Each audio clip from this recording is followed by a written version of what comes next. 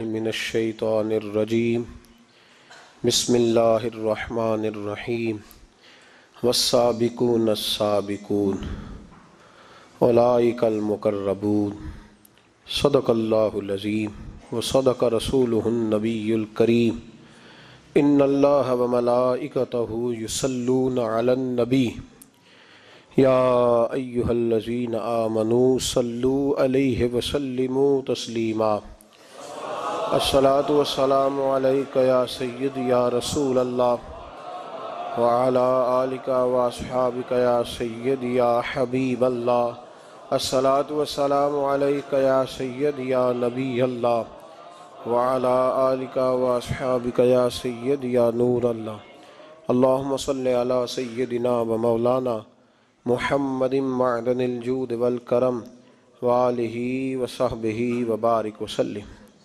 تمام تعریفیں حمد و ثنا اللہ تبارک و تعالیٰ کے لیے اور ہر قسم کے درود و سلام نبی مکرم سید عالم نور مجسم احمد مجتبیٰ جناب حضرت محمد مصطفیٰ اعلیٰ تحیت و ثنا کی ذات والا صفات کے لیے حمد و صلات کے بعد جو لوگ نیکی میں ابتدا کرتے ہیں ان کا شریعت کے اندر بہت زیادہ درجہ ہوتا ہے۔ جو پہلے آتے ہیں اور سبقت لے جاتے ہیں نیکیوں میں، اللہ اور اللہ کے رسول کی بارگاہ میں ان کے بڑے مرتبے ہیں۔ کچھ لوگ انتظار کرتے رہتے ہیں کہ سارے لوگ جائیں گے تو پھر ہم جائیں گے، سارے لوگ نیکی شروع کریں گے تو پھر ہم کریں گے۔ حالانکہ نبی کریم علیہ الصلوۃ والسلام نے فرمایا جس نے دین کے اندر کوئی خیر کا کام شروع کیا، جتنے لوگ اس کی اتباع میں اس کام کو کریں گے، اللہ تبارک و تعالیٰ ان سب کا اجر بھی شروع کرنے والے کو عطا فرمائے گا۔ اگر محبوب پاک کے وصال کے صدیوں بعد امام بخاری حدیث پاک کی کتاب بخاری شریف تصنیف کرتے ہیں تو اب قیامت تک جو آدمی بھی بخاری پڑھے گا اور اس کو پڑھ کے کسی حدیث پر عمل کرے گا، اس تمام کا ثواب اللہ امام بخاری کو عطا فرمائے گا۔ خیر کا کام کرنے میں جلدی کرنی چاہیے، آگے بڑھنا چاہیے۔ صحابہ اکرام علیہم رضوان جلدی کرتے تھے نیکی کرنے میں، آگے نکلنے کی کوشش کرتے تھے۔ ہم بھی جلدی کرتے ہیں لیکن مال جمع کرنے میں، دنیا داری میں۔ صحابہ اکرام کی پہل ہوتی تھی خیر کا کام کرنے میں، اللہ کے ولیوں کی پہل ہوتی ہے میں جلدی سے خیر کا کام کر لوں۔ قرآن مجید فرقان حمید نے ان لوگوں کی عظمت بیان کی جنہوں نے دین پہ چلنے پہ پہل کی ہے، آگے نکلیں۔ سورہ واقعہ میں اللہ کریم نے فرمایا والسابقون السابقون، اور سبقت لے جانے والے سبقت لے ہی گئے، آگے نکلنے والے آگے نکل ہی گئے۔ کون ہیں یہ لوگ؟ اولئک المقربون، فرمایا یہ اللہ کی بارگاہ کے قریبی لوگ ہیں جو آگے نکل گئے۔ کچھ لوگ ایسے تھے جو فتح مکہ کے بعد آئے دین میں، کچھ ایسے تھے جو فتح مکہ سے پہلے آئے۔ جو پہلے آئے اللہ نے ان کا درجہ زیادہ بیان فرمایا، قبل الفتح اور بعد الفتح، اس کی اصطلاح قرآن مجید نے بیان فرمائی۔ جو لوگ ابتدا میں آ گئے، جنہوں نے غربتوں میں اسلام کی تنہائیوں میں ساتھ دیا، ان کے درجات زیادہ ہیں۔ دیکھیں نا بھائی، جب انسان کے پاس اللہ تعالیٰ کسی پہ فضل کرے اور اسے رزق حلال کروڑوں میں عطا کر دے، اس وقت کوئی آدمی اس کے لیے 1 لاکھ کا بھی تحفہ لے کے آ جائے تو اس کے لیے اتنا معنی نہیں رکھتا، کیونکہ وہ خود کروڑ پتی ہے۔ لیکن اس زمانے میں جب اس کے پاس اماں کی دوائی کے پیسے نہ ہوں، اس زمانے میں جب اس کے پاس لاہور جانے کا کرایہ نہ ہو، اس زمانے میں جو آدمی 20 روپے کی مدد کرتا ہے وہ بندہ ساری زندگی یاد رہتا ہے، وہ یاد رہتا ہے۔ لوگ تقاضا کرتے ہیں کہ میں نے 1 لاکھ کا تحفہ دیا، اسے یاد رکھو۔ اسے کیسے یاد رکھا جائے؟ اب تو وہ کروڑ پتی ہے، اب اس تحفے کی وہ حیثیت نہیں ہے۔ چاہیے یہ تھا کہ جب اسے ضرورت تھی، جب وہ مجبور تھا، جب وہ تنگ دست تھا، جب اس نے خود تجھ سے سوال کیا تھا یار فلان جگہ میں الجھ گیا ہوں، تیری تھوڑی سی ضرورت ہے، اس وقت اگر کوئی شخص آگے بڑھتا ہے تو وہ بندہ انسان کو ساری زندگی یاد رہتا ہے، اس کے ساتھ انسان کا وفا کا رشتہ رہتا ہے، اس کے ساتھ انسان پیار کرتا ہے۔ اللہ کریم کے پیارے محبوب سید عالم صلی اللہ علیہ وسلم پر جن لوگوں نے ابتدا میں جانیں قربان کی، آزاد مردوں میں سے سب سے پہلے حضرت ابو بکر صدیق نے کلمہ پڑھا ہے۔ आज़ाद औरतों में से सबसे पहले हजरत सैयदा खतीजत अल कुबरा ने कलमा पढ़ा है, और बच्चों में से नौखेज जवानों में से सबसे पहले मौला अली शेर खुदा ने कलमा पढ़ा, और गुलामों में से सबसे पहले हजरत जैद बिन हारसा ने कलमा पढ़ा। ये अस्साबिकून अल अव्वलून है, इब्तदाई लोग। हजरत अबू बकर सिद्दीक को अल्लाह ने एक कमाल दिया है कि हजरत अबू बकर सिद्दीक की 4 नस्लें से आबी हैं। कितनी? 4 नस्लें हुजूर की सहाबी हैं। हजरत अबू बकर सिद्दीक के वालिद भी सहाबी हैं, खुद भी सहाबी हैं, उनकी कुछ अजवाज भी सहाबी हैं। हजरत अबू बकर सिद्दीक के बच्चे भी सहाबी हैं, पोते और नवासे भी हुजूर के सहाबी हैं। कैसी अजमत है, कैसी शान अल्लाह ने अता फरमाई। सहाबी होना इस उम्मत का सबसे बड़ा दर्जा है, और वो कैसा शख्स है जिसका सारे का सारा घराना ही सहाबी है। हम लोग घर के अंदर दीन की बात अगर करें इस अंदाज में कि बच्चों में शौक पैदा हो, हम करते हैं ज़रूरत के लिए दीन की बात। मैं कभी कभी जब बातें सुनता हूं तो मैं कहता हूं कि ये आप बच्चों को दीनदार नहीं बना रहे। जब आप कहते हैं ना बेटे नमाज पढ़ने से रोज़ी में बरकत होती है, तो मैं कह रहा हूं आप नमाज की तो बात ही नहीं कर रहे, आप तो रोज़ी की बात कर रहे हैं। जब आप कहते हैं ना बेटे सवेरे उठ के कुरान पाक पढ़ो, जब दुकान पे जाओगे तो गाहक ज़्यादा आएंगे, तो ये तो आपने गाहकों की बात की, ये आपने कुरान मजीद की बात नहीं की। जब आपने कहा ना बेटा सदका दोगे ना तो कोई मुश्किल नहीं आएगी, तो ये बात सदके की नहीं हो रही, तो मुश्किलात से निजात की बात हो रही। तो पलट पलट के तो दुनिया संवारने की आप बात कर रहे हैं। दीन की बात घर के अंदर इस तरह करो कि बेटा हमारी कुल कायनात अगर वबस्ता है तो मदीने वाले रसूल से वबस्ता है। हमारा जीना मरना अगर सही हो सकता है तो कुरान पाक की बरकत से हो सकता है। हम अगर बच सकते हैं तो अल्लाह तबारक व तआला की मार्फत नसीब होने से बच सकते, रूहानी जिंदगी आबाद होने से बच। हजरत सिद्दीक अकबर घर के अंदर जब बात करते थे ना नबी पाक की गुलामी की, तो जरा खोल के करते थे। अगर वो ओहद में, बदर में और मक्के के चौकों में हुजूर के तज़किरे बड़े शौक से करते थे, तो आपके बच्चे कहते हैं जब घर में मुस्तफ़ा की बात करते थे तो फिर भी उनकी आंखों में आंसू ही हुआ करते थे। हजरत अबू बकर सिद्दीक रदी अल्लाह ताला अन्हु घर में बैठते तो मुस्तफ़ा के तराने पढ़ने शुरू कर देते, और आपके बच्चे कहते हैं रो के बात करते। आज मैं हजरत अबू बकर सिद्दीक की एक साहबजादी का जिक्र करने वाला हूं, हजरत अस्मा बिनत अबी बकर सिद्दीक। हजरत अबू बकर सिद्दीक की साहिबजादी हैं। कहती मेरे अब्बा जी इस प्यार से घर में जिक्र करते थे नबी पाक का कि मैंने कहा अब्बा जी अब मुझसे बर्दाश्त नहीं होता, मुझे भी कलमा पढ़वाएं, मैंने भी गुलाम बनना है। 16 बंदे मुसलमान हुए थे, 17वें नंबर पर हजरत अस्मा बिनत अबू बकर सिद्दीक ने कलमा पढ़ लिया। 17वां नंबर अस्साबिकून अल अव्वलून में से, पहले लोगों में हजरत अस्मा का तज़किरा है। इब्तदाई लोगों में मुसलमान हो गई, शुरू में बिल्कुल स्टार्ट में। अल्लाह ने इन्हें 100 साल के करीब उम्र अता फरमाई है। ये 1 सदी का किस्सा है, 2-4 बरस की बात नहीं। अल्लाह ने 100 साल उम्र दी। फरमाती हैं मैं 20 साल से उम्र मेरी कम थी जब मैंने कलमा पढ़ा था। तवज्जो है मेरी बात पर? सिर्फ मैदान में निकलने वाले मुजाहिदों ने दीन की तबलीग नहीं की, उनको घर के अंदर तैयार करके भेजने वाली माओं का ज्यादा हिस्सा है, उनकी बीवी का ज्यादा हिस्सा है जिसने कहा तू दीन की नौकरी कर, तेरे पिछले फराइज मैं देख लूंगी। उनका भी बड़ा किरदार है। दीन इस्लाम पर जिस शख्सियत ने सबसे पहले अपना खून पेश किया वो मर्द नहीं, वो एक औरत है। हजरत अम्मार बिन यासर की वालदा सबसे पहली शहीदा है। दीन के लिए पहला खून एक औरत ने दिया है, हजरत सुमैया रदी अल्लाह ताला अन्हा। हजरत अस्मा कहती है मैं अभी 20 साल से मेरी उम्र कम थी जब मैंने कलमा पढ़ा, और मैंने उस आलम में कलमा नहीं पढ़ा कि जब दीन पे चलोगे तो मौजें लग जाएंगी। मैंने कलमा पढ़ा कि सारा मक्का हमारा मुखालिफ था। मैंने कलमा पढ़ा तो मेरे घर की तरफ लोग सख्त नजरों से देखते थे, मेरे वालिद रोज मार खा के आया करते। उस हालत में जनाब अस्मा, ये हजरत आयशा सिद्दीका से 10 साल बड़ी थी उम्र में, इनकी वालदा और हैं और जनाब आयशा की वालदा और है। वालदा अलग-अलग है, लेकिन हजरत सिद्दीक अकबर की दोनों साहिबजादियां हजरत अस्मा, ये वो खूबसूरत और पाकबाज बीबी है कि जब मेरे महबूब पाक गारे सौर में हिजरत के लिए तशरीफ ले गए तो हजरत सिद्दीक अकबर जब जाने लगे, हजरत अस्मा कहती है मेरी अम्मा को मेरे वालिद ने तलाक दे दी थी, چونکہ وہ کلمہ بھی نہیں پڑھتی تھیں اور زیادہ کچھ شدت رکھتی تھیں مشرکانہ معاملات میں۔ کچھ لوگ تو کہتے ہیں حضور کے اعلان نبوت سے پہلے ہی جناب صدیق اکبر نے انہیں علیحدہ کر دیا تھا، لیکن حضرت اسماء فرماتی ہیں کہ میرے والد نا مجھ سے ذرا زیادہ محبت کرتے تھے، میرے والد ذرا مجھ سے، کیونکہ میری والدہ موجود نہیں تھی تو حضرت صدیق اکبر زیادہ پیار کرتے۔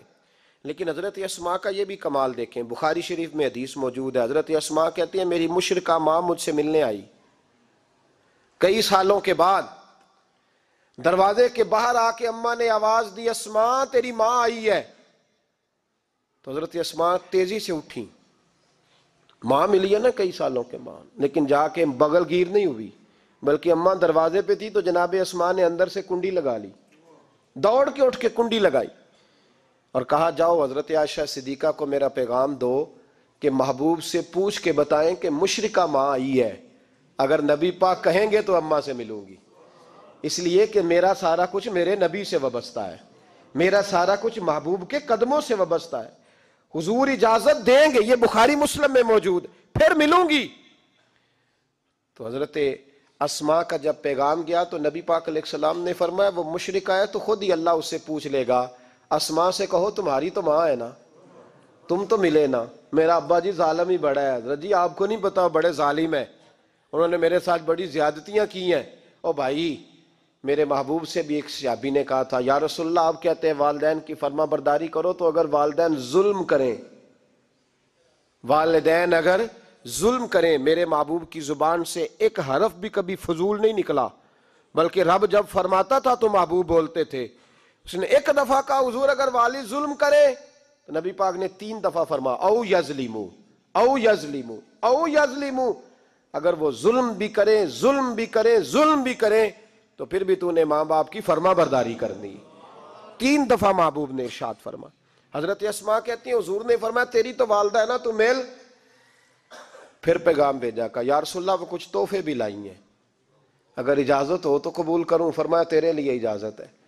حضرت اسماء اتنی مضبوط مسلمان تھی کہ اماں مشرکہ تھی، لیکن اس کے قریب جانا انہوں نے پسند نہ کیا جب تک حضور اجازت نہ دے۔ فرماتی ہیں جب میرے ابا جی ہجرت کے لیے جانے لگے نا غار ثور پہ تو میری ڈیوٹی لگا گئے، کہنے لگے بیٹی تو بڑی ہے پیچھے ذرا خیال رکھنا۔ کہتی ہیں 60,000 دینار تھے گھر میں، والد گرامی جب گئے تو ہر چیز ہی ساتھ لے گئے، ایک پیسہ نہیں چھوڑ کے گئے۔ کہتی میرے دادا نابینا تھے حضرت ابو قحافہ، بعد میں مسلمان ہو گئے، وہ آئے اور آ کے کہنے لگے اسماء تیرا ابا سارا کچھ لے گیا ہے، کچھ چھوڑ کے بھی گیا ہے۔ تو کہتی ہیں میں پریشان ہو گئی، کیا جواب دوں، دادا جی بوڑھے ہیں، یہ تو احتجاج کریں گے۔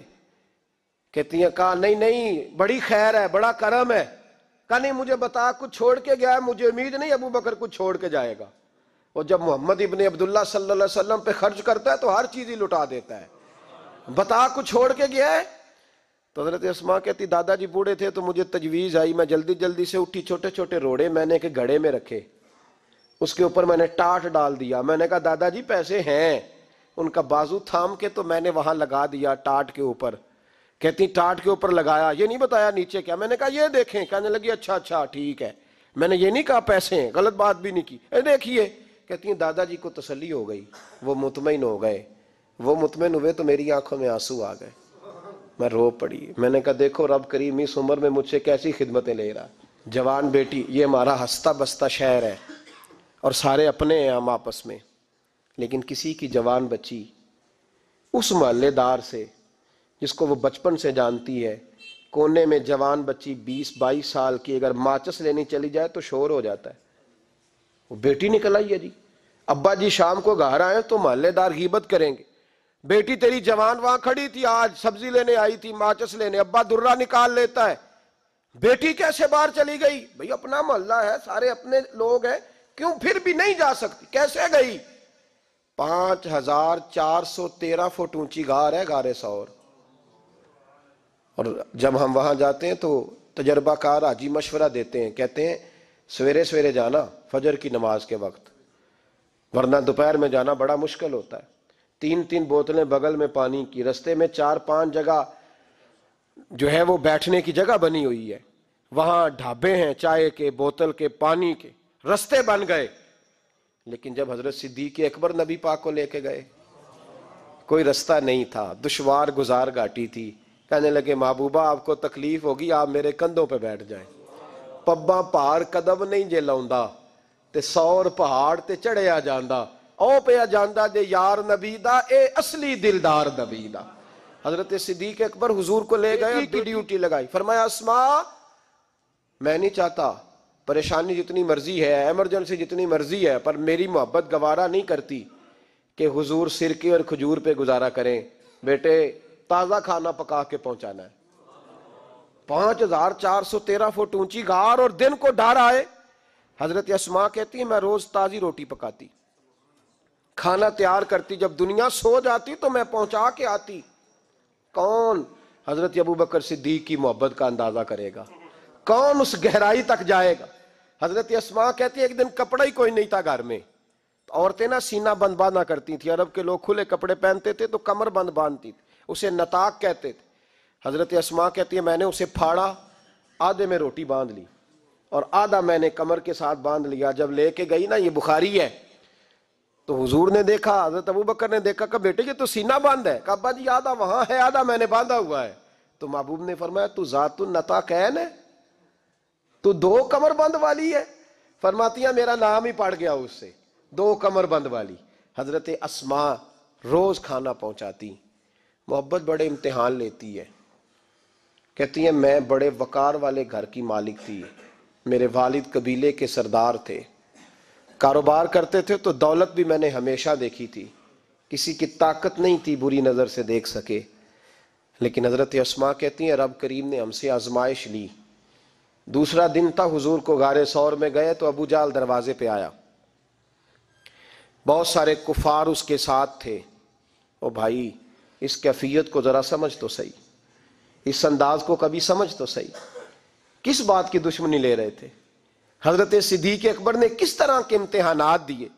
سارے کفار کٹھے ہو کے کہتی ہیں میرے دروازے پہ آ گئے، دستک دی، میں باہر آئی، ابو جہل کہنے لگا کہاں گیا ہے تیرا والد محمد ابن عبداللہ کو لے کے صلی اللہ تعالی علیہ وسلم، کہاں گئے؟ جناب اسماء کہتی ہیں اب میرے لیے بڑی مشکل ہو گئی، جھوٹ بولتی ہوں تو شریعت نہیں بچتی، سچ بتاتی ہوں تو وفا نہیں بچتی، کدھر جاؤں؟ کہتی ہیں پیروں میں زنجیریں ہیں، غلط بات کیسے کروں؟ اس نے پھر پوچھا بولتی کیوں نہیں، کہاں گئے؟ میں خاموش تھی۔ تیسری بار پھر پوچھا کہاں گئے ہیں وہ؟ جناب اسماء کہتی ہیں میں نے فیصلہ کر لیا، شریعت بھی بچانی ہے وفا بھی بچانی ہے، دونوں چیزیں بچیں گی، بولو کہاں ہے؟ یہاں تو لوگ مرد ہو کے دین کے لیے نہیں ڈٹتے، اور 1 منٹ کے لیے بھی عقیدے پر مسلک پر ڈٹنے کو تیار نہیں ہوتے۔ لوگ دیکھتے ہیں مجلس کس طرح کی، اس طرح کا رنگ اختیار کر لیتے ہیں۔ جناب اسماء ڈٹ گئی، جناب صدیق اکبر کی صاحبزادی، اور کہتی ہیں ابو جہل نے جب کہا نا بتا کہاں ہے، فرماتی ہیں پتہ نہیں خدا نے مجھے کتنی قوت عطا فرمائی، میں بولی اور بول کے کہا میں ابو بکر صدیق کی بیٹی ہوں، میں جھوٹ نہیں بول سکتی۔ کہنے لگی ابو جہل سن، مجھے پتا ہے وہ دونوں کہاں ہیں، پر میں تمہیں بتاؤں گی کوئی نہیں، مجھے پتا ہے پر میں تمہیں، ہو ہلکا یارا تو بریشم کی طرح نرم، رزم حق کو باطل ہو تو فولاد ہے مومن، پتا ہے مجھے وہ کہاں ہے، پر جرت ہے تو پوچھ کے دکھا۔ کہتی ہیں چونک تھا مکے کا اور میرا عزت والا گھرانہ تھا، پر ابو جہل نے بھرے بازار میں میرے منہ پہ تھپڑ مار دیا۔ کہتی ہیں میرے کان میں بالی تھی، نیچے پتھر تھا، میں اس کے اوپر گری تو میرا کان پھٹ گیا، لوگوں نے ابو جہل کو پکڑا لے گئے۔ فرماتی ہیں وہ آزمائش بھی میں نے دی، امتحان بھی دیا، پھر میں اندر آئی اور میں نے پھر اپنے اس بہتے ہوئے خون کو اپنے کپڑے کے ساتھ صاف کیا، منہ کو لپیٹا اور پھر میں کھانا پکانے لگی۔ کہتی ہیں اسی طرح کھانا پکایا، اسی طرح تیاری کی۔ غار ثور پہ جو پہنچی تو ابو بکر صدیق نے لپٹا ہوا منہ دیکھا، بیٹی کو تکلیف میں دیکھے اور پھر باپ رات سو جائے، یہ ہو نہیں نہ سکتا۔ تو کہا اسماء بیٹے چہرے کو کیا ہوا، کیا بات ہے؟ عرض کی کچھ نہیں ابا جی۔ فرمایا نہیں بیٹے کوئی تکلیف ہے، کوئی چوٹ ہے؟ نہیں ابا جی کچھ نہیں۔ حضور نے فرمایا اسماء کھول نہ بیٹے چہرہ کیا ہے؟ جناب اسماء نے کپڑا ہٹایا تو خون بہنے لگا۔ کیا ہوا؟ عرض کی حضور کچھ نہیں، ابو جال آیا تھا، پوچھتا تھا کیا بتاتی، جھوٹ بولتی تو شریعت میں اجازت نہیں تھی، بتا دیتی تو آپ کو تکلیف ہوتی۔ اس نے نا بڑے چوک میں تھپڑ مارا، میرا کان پھٹ گیا۔ حضور میں نے کچھ بتایا نہیں۔ نبی کریم سید عالم علیہ الصلوۃ والسلام کے ہاتھ اٹھے اور عجیب دعا دی حضور نے، کہا اے اللہ میں ابو بکر سے اور اس کے گھر سے راضی ہوں، تو بھی ان سے راضی ہو جا۔ حضرت اسماء بنت ابی بکر صدیق رضی اللہ تعالی فرماتی ہیں اس انداز میں قربانیاں دیں۔ پھر ایک وقت آیا، فرماتی ہیں میرے گھر میں دولت تھی، مال تھا، میں نے بڑا کچھ دیکھا تھا، لیکن میرے لیے رشتہ آیا نبی پاک کے پھوپھی کے بیٹے کا، حضرت زبیر بن عوام۔ یہ حضور کی پھوپھی کے بیٹے بھی ہیں، اور جو 10 صحابہ کو حضور نے جنت کی بشارت دی اس میں بھی شامل ہے۔ حضور نے فرمایا میرا حواری ہے زبیر بن عوام، اور 10 مبشرہ صحابہ میں شامل ہے۔ لیکن گھر میں غربت تھی، تنگ دستی تھی، مجبوری تھی۔ جناب اسماء کہتی ہیں میرے ابا جی نے کہا بیٹا تیرے لیے رشتہ آیا ہے۔ میں نے کہا کس کا؟ کہا حضور کی پھوپھی کے بیٹے زبیر بن عوام کا۔ کہتے میں نے تھوڑی دیر کے لیے سوچا کہ وہاں تو بڑی غربت ہے، تو جناب صدیق اکبر نے اگلا جملہ کہا، فرمایا تمہیں پتہ ہے رشتہ بھیجا کس نے؟ کہا ابا جی کس نے؟ کہا مصطفیٰ کریم نے۔ جناب اسماء کہنے لگی پھر آپ کو مجھ سے پوچھنا نہیں چاہیے تھا، پھر حضور نے پسند کیا ہے، محبوب نے، اتنے میرے نصیب۔ حضرت اسماء کہتی ہے میں اس گھر سے گئی تھی جہاں 3 غلام ہر وقت ہوتے تھے، اور یہ بخاری مسلم میں آپ کو ملے گا۔ بیٹیوں کی تربیت ہم کرتے ہیں تو کہتے ہیں اوہ سسرال میں کام کرنا پڑتا ہے، سویرے اٹھنا پڑتا ہے، ایسے کرنا پڑتا ہے۔ سنو جناب صدیق اکبر رئیس مکہ اور مدینہ کی بیٹی فرماتی ہیں میں جب زبیر بن عوام کے گھر میں گئی تو میں آٹا بھی گوندتی تھی، میں کپڑے بھی دھوتی تھی۔ محبوب نے میرا رشتہ کرایا نا، فرماتی ہیں میں چکی بھی پیستی تھی۔ فرماتی ہیں زبیر بن عوام نے گھوڑا رکھا ہوا تھا، وہ جب باہر جاتے تو میں گھوڑے کے لیے چارہ بھی کاٹ کے لاتی تھی، میں اس گھوڑے کو بھی سنبھالتی تھی، میرے ہاتھوں میں چھالے پڑ جاتے۔ ایک دن میرے ابا جی نے دیکھ لیا، ابو بکر صدیق بڑے پریشان ہوئے۔ کہتی ہیں انہوں نے جا کے محبوب کی بارگاہ میں عرض کی حضور اگر آپ اجازت دیں تو میں زبیر کو ایک غلام نہ دے دوں، میری بیٹی کام کرتی ہے، اس کے ہاتھوں میں نے چھالے دیکھیں، ایک غلام نہ دے دوں؟ ڈائریکٹ حضرت زبیر بن عوام سے نہیں کہا کہ تو اتنا کام کراتا ہے، جھگڑا نہیں کھڑا کر دیا۔ کہتی ہیں ایک غلام حضور کے ذریعے جناب ابو بکر صدیق نے بھیجا، اب وہ باہر کے کام سنبھالنے لگا، گھوڑے کو چارہ ڈال دیتا، کچھ سودا صرف لا دیتا۔ کہتی مجھے یوں لگا جیسے میں آزاد ہو گئی ہوں۔ غربت بھی تھی، زبیر بن عوام نیک بڑے تھے پر طبیعت کے ذرا سخت تھے۔ ایک دن ابا جی آئے تو میں نے کہا حضور اور تو کچھ چیز نہیں چاہیے، تھوڑی سختی ہے طبیعت میں۔ تو کہتے ہیں میرے والد نے یہ نہیں کہا میں پوچھوں گا، میں حضور سے بات کروں گا۔ کہنے لگے بیٹی صبر کر، بیٹی صبر کر، تیرا خامد نیک ہے، اگر تو اس کی رضا میں دنیا سے گئی تو رب تجھے بغیر حساب جنت عطا فرما دے گا۔ اور خامد کی پرہیزگاری بھی تو دیکھو نا بھائی، صرف دولتوں کی ضرورت ہے، صرف ان چیزوں کی ضرورت ہے، اس کی پرہیزگاری بھی دیکھو۔ اب اسماء کہتی ہیں اس کے بعد میں نے شکوہ نہیں کیا، اس کے بعد دوبارہ شکوہ، سخی بڑی تھی حضرت اسماء۔ حضرت عبداللہ بن زبیر آپ کے بیٹے تھے، کسی نے ان سے پوچھا کہ آپ کی والدہ کا کیا حال تھا، تو فرماتے میں اماں کو مصلی پہ چھوڑ کے گیا، عبادت کر رہی، عبادت گزار بڑی تھی، مصلی پہ چھوڑ کے گیا۔ فرماتے ہیں میں ظہر کے وقت گیا اور عصر کی نماز کے بعد آیا تو میری اماں ابھی بھی مصلی پہ بیٹھی تھی اور رب سے معافیاں مانگ رہی تھی۔ کہتے بڑی سخی تھی، اور میری خالہ سیدہ عائشہ بھی بڑی سخی تھی۔ حضرت عبداللہ بن زبیر فرمانے لگے دونوں میں ایک فرق تھا، حضرت عائشہ جب سخاوت کرتی تو کچھ پیسے جمع کر لیتی، ایک ہفتے کے پیسے جمع کر کے جوڑ کے کہتے چلو کسی غریب کا کچھ بن تو جائے، لیکن حضرت اسماء رکھتی نہیں تھی، کہتی تھی روز ہی دینے ہیں، چاہے ایک دینار بخاری میں موجود ہے۔ جب ان سے پوچھا گیا ایسا کیوں کرتی ہو تو کہتی ہے میں ایک دن نبی پاک کی بارگاہ میں نا کچھ پیسے دینے لگی تو میں نے 2-3 دفعہ گنے، کہا حضور جی کچھ دینار رکھ لیں، تو محبوب فرمانے لگے اسماء اللہ کے رستے میں گن گن کے نہ دے، ورنہ وہ بھی تجھے گن گن کے ہی دے گا، تو اس کے رستے میں بے حساب دے، وہ بھی تجھے بے حساب ہی عطا فرمائے گا، اور بچا بچا کے نہ رکھا کر، دے دیا کر، تو اس کے رستے میں دیتی رہے، رب بھی تجھے دیتا ہی رہے گا۔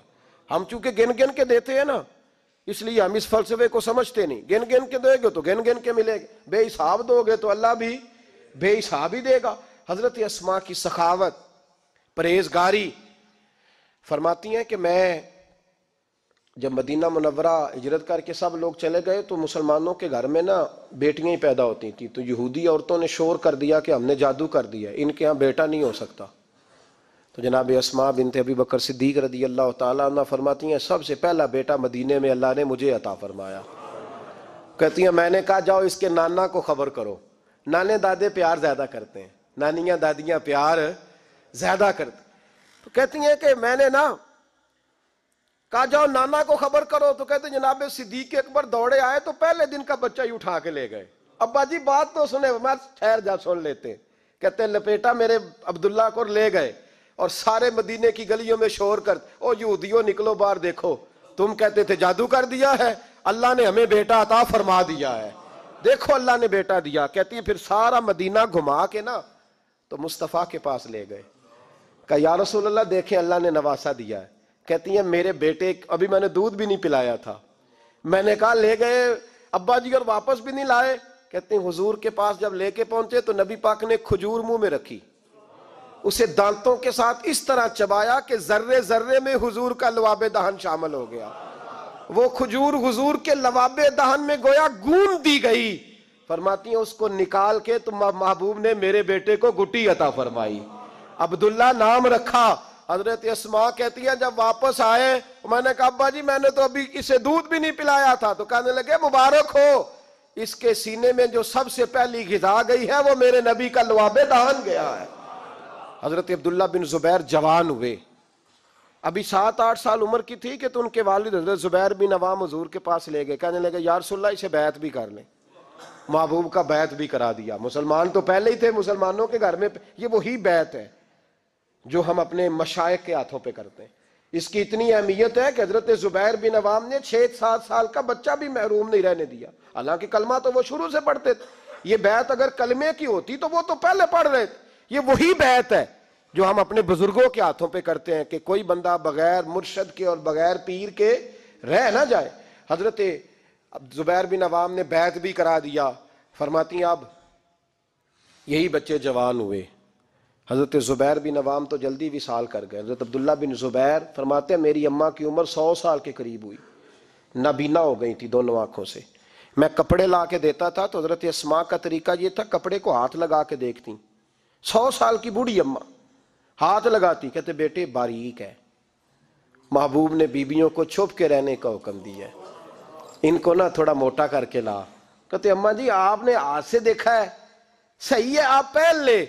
کہتے میری اماں رو پڑتی. کہتے بیٹا بی بی کا زیور اس کا پردہ ہوتا ہے، تو مہربانی کر مجھے موٹا کپڑا لا کے دے تاکہ میں اپنے آپ کو چھپا کے رکھوں. میں نے چھپ کے زندگی گزاری ہے، میں چھپ کے اللہ کی بارگاہ میں جانا چاہتا ہوں، مجھے پردے دار رہنے. امام حسین رضی اللہ تعالیٰ عنہ کی شہادت کے بعد ان کا جھنڈا حضرت عبداللہ بن زبیر نے اٹھایا ہے، انہی کا جھنڈا. یزید جب مر گیا تو مکے مدینے اور حجاز کے جو سارے علاقے تھے ان لوگوں نے حضرت عبداللہ بن زبیر کے ہاتھ پہ بیعت کی تھی، جو حضرت اسماء کے بیٹے تھے، جناب صدیق اکبر کے نواسے تھے.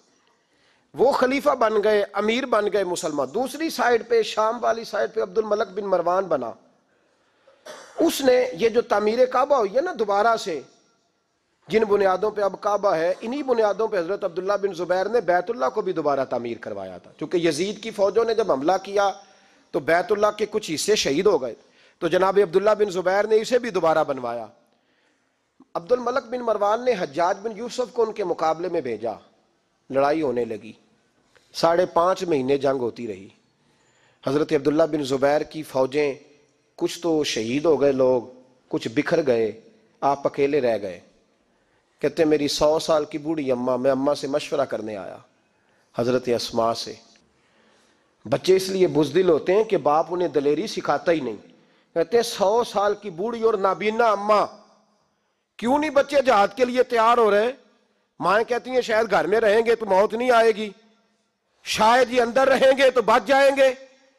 فرماتے 100 سال کی بوڑھی اماں سے جا کے کہا اماں اب تو میں تقریباً اکیلا رہ گیا ہوں، کیا کروں؟ تو کہتے میری ماں کہنے لگی حضرت اسماء بیٹے پہلے تو یہ بتا کہ تو حق پہ ہے کہ نہیں. میں نے کہا اماں ہوں تو میں حق پہ. تو کہنے لگی جا پھر میدان میں کھڑا ہو جا اور جا کے لڑ, جب تک رب کو منظور ہوگا تجھے زندگی دے گا. اور بیٹا یاد رکھ, جسے شہادت ملتی ہے اسے بھی اللہ کی مدد کے ساتھ ہی ملتی ہے. شہادت بھی اللہ کی مدد سے ملتی ہے. میدان میں جا. تو کہتے میں نے اپنی اماں سے کہا اماں یہ جو حجاج ہے بڑا ظالم ہے, سنا ہے جب کسی کو قتل کرتا ہے تو لاش کے ٹکڑے ٹکڑے کر دیتا ہے, وجود سارا کاٹ ڈالتا ہے. تو کہتے میری اماں میرے کندھے پہ تھپکی دے کے کہنے لگی بیٹے بکرے کو صرف ذبح ہوتے وقت تکلیف ہوتی ہے, جب اس کھال اتاری جائے تو کوئی تکلیف نہیں ہوتی, جب اس کا گوشت بنایا جائے تو کوئی. تو بیٹے گھبرانا نہ, رہنا میدان کے اندر, دیکھنا میں تجھے بھاگتا ہوا نہ سنوں. جا میرا بیٹا, اللہ تیری مدد کرے گا. حضرت عبداللہ بن زبیر کہتے ہیں میری ماں کی گفتگو نے میرے وجود کو فولاد کر دیا. فرماتے ہیں جذبہ جہاد میری اماں نے میرے سینے میں بھر دیا. جب میں نکلا میدان میں تو حضرت اسماء پھر پکارنے لگی, کہنے لگی عبداللہ یہ یاد رکھنا کہ تم اس کے بیٹے ہو جس کو میرے نبی نے اپنا حواری کہا تھا, اور نبی پاک نے تیرے باپ کو دنیا میں جنت کی بشارت دی تھی. اور یاد رکھنا کہ تیری دادی مصطفیٰ کی سگی پھپھی تھی. اور یہ بھی یاد رکھنا کہ تیرے نانا وہ ہے جنہیں دنیا صدیق اکبر کہتی ہے. اور یہ بھی ذہن میں رکھنا کہ تیری خالہ وہ ہے جو ام المومنین سیدہ عائشہ ہے. بیٹا جب میدان میں لڑنا تو اپنے خاندانی وقار کا ضرور خیال رکھنا. یاد رکھنا تم کون ہو, کس کے بیٹے ہو, کس کے بھانجے, کس کے بھتیجے, کس کے نواسے, خیال رکھنا. حضرت عبداللہ بن زبیر لڑے اور جب شہید ہو گئے تو حجاج بن یوسف نے ان کی لاش کو چوک میں لٹکا دیا. مکے کے چوک میں جہاں جنت المعلی ہے اس چوک میں ان کی لاش لٹکی. 14واں دن ہو گیا لاش کو لٹکے ہوئے. تو عبداللہ بن عمر گزرے, فرمانے لگے یہ دیکھو شاہ سوار لٹکا ہوا ہے, اور دیکھو 14 دن بیت گئے, اس کے وجود سے جب بھی کوئی سونگتا ہے اسے میٹھی خوشبو ہی آتی ہے. اور عبداللہ بن عمر فرمانے لگے خوشبو کیوں نہ آئے, اس کے وجود میں جو پہلی غذا گئی تھی وہ مصطفیٰ کا لعاب دہن داخل ہوا تھا. 14 دن گزر گئے. حجاج نے پیغام بھیجا حضرت اسماء کو, میری بات سنو. آپ فرمانے لگی میں تو کسی کے پاس نہیں جاتی, اور میں سرداروں کو کیا سمجھتی ہوں, جا دوڑ جا. کہنے لگا میں زبردستی بلوا لوں گا. فرمایا طاقت ہے تو بلوا کے دیکھ, میں ابو بکر کی بیٹی ہوں. حجاج خود ملنے آیا اور آ کے کہنے لگا میرے بارے میں آپ کا کیا خیال ہے. تو حضرت اسماء کہنے لگی خیال کیا ہونا ہے, نبی پاک نے فرمایا تھا میری امت میں ایک کذاب آئے گا, ایک قاتل آئے گا. کذاب مختار سقفی تھا اور قاتل تو ہے. کہنے لگا تجھے پتہ نہیں چلا میں نے تیرے بیٹے کا کیا حال کیا. تو حجاج کہتے ہیں ایسا جملہ کہا حضرت اسماء نے کہ میری سوچ ہی بدل دی. میں نے کہا دیکھا میں نے تیرے بیٹے کا کیا حال کیا. تو حضرت اسماء کہنے لگی تو نے تو صرف اس کی دنیا خراب کی ہے, اس نے تو تیری آخرت خراب کر دی ہے. تو سمجھ نہیں آئی, تو نے دنیا خراب کی, اس نے تو تیری آخرت خراب کر دی, ابھی تو سمجھا نہیں. تو کہنے لگا اماں تو بوڑھی ہے, تجھے شاید پتہ نہیں کہ تیرے بیٹے کی لاش لٹکی ہوئی ہے.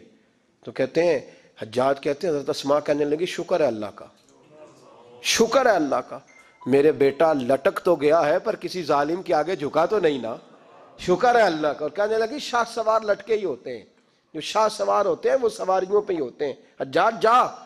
حجاج بن یوسف کہتا ہے جب میں باہر نکلا تو بڑی بڑی تلواریں میرا سر نہیں جھکا سکی تھی, پر حضرت اسماء کے جملوں نے میری گردن جھکا دی. لوگ مجھ سے پوچھتے تھے فاتح کون ہے, آپ کے عبداللہ.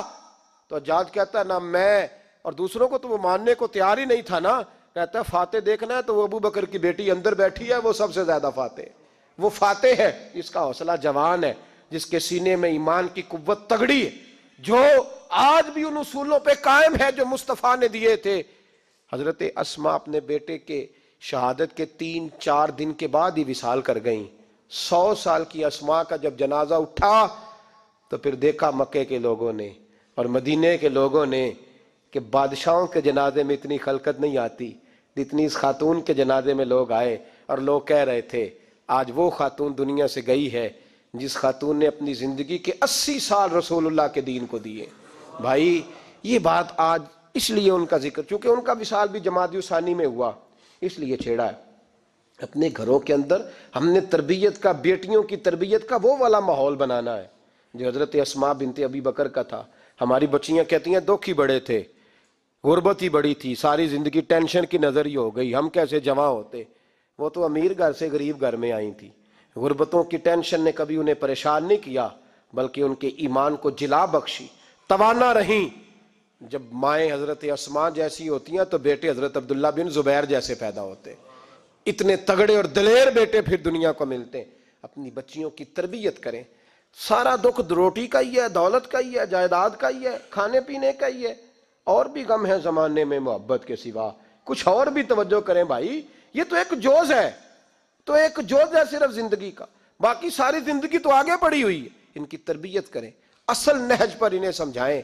حضرت اسماء نے روشن کردار ادا کیا، تقوی، پرہیزگاری، عبادت، سخاوت، رسول اللہ کی نوکری، نبی پاک کی کامل محبت، اپنے بچوں کی تربیت، حضور کی ہر بات کے ساتھ وفا ان کا ترہ امتیاز رہا۔ وہ ہمیں سبق دے کے گئیں، اگر دنیا میں زندہ رہنا ہے تو محبوب کے بن کے رہو، زندہ رہو گے، تابندہ رہو گے، پائندہ رہو گے، ہمیشہ مدحت خیر الانام میں گزرے۔ دعا ہے یہ عمر درود و سلام میں گزرے۔ آخر دعویٰ الحمدللہ۔